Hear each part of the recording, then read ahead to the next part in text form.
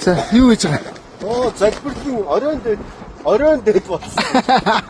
Нэг юм омор тавьцсан амарсан. Юу наач юу? Шуудаг уу?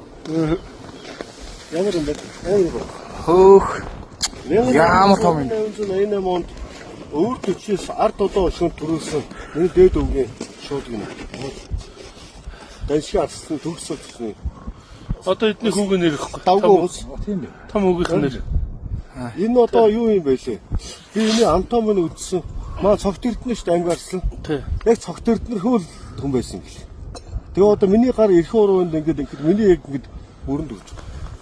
Энэ минь бүгдөө сур. Тийм үү. Оо яа, сторог юм. Аяг маяхан тий. Талбаны энэ байгаа. Энэ манай усын ачаа өвгийн өмсгөлүүд нь ингээд байж байгаа. Бид нар чинь баг юу гэдэг вэ ингээд. Энд бүр муутцсантай байх юм. Дан сур байсан бил. Тийм ээ, тий. Шууд гэн.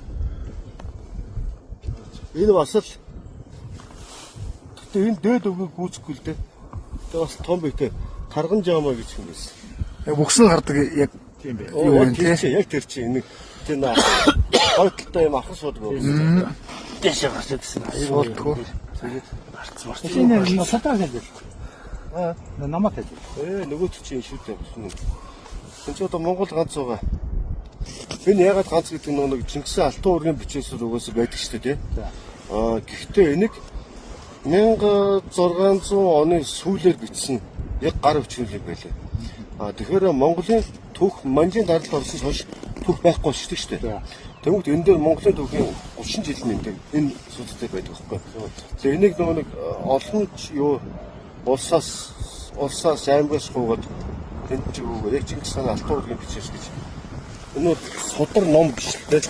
Яг л тэрнээс тэр төрсөн гэж ингээд бүх хийлгэж тийм түүхэн энэ дээр хайц үзвэл. Энэ яг ингээд яг гар бичмэлээ цор ганц Монголд хөвөлмөл бармал биш. Барлсан биш. Ийм юм байна шүү. Энэ дээр тэгээд нэг үг байдгийн. Хормоо санаатай хүмүүн болон хар хятадд бүх үзүүл гэсэн. Тийм дарц бичээс өгнө. Бас хийсэж байгаа. Одоо тэгээд яхас холдсон юм дээ. Нарийн анд юм. Хормоо дээрс энэ бүгдээгээ тэгэхэд Нүч лайв юм. гаргаа сууж юм да. Лайв биш үстэй. Биш. Энэ манай өвгдөө малгай би сэрэж хийсэн. Энэ бол ланзарын байгаад байгаа.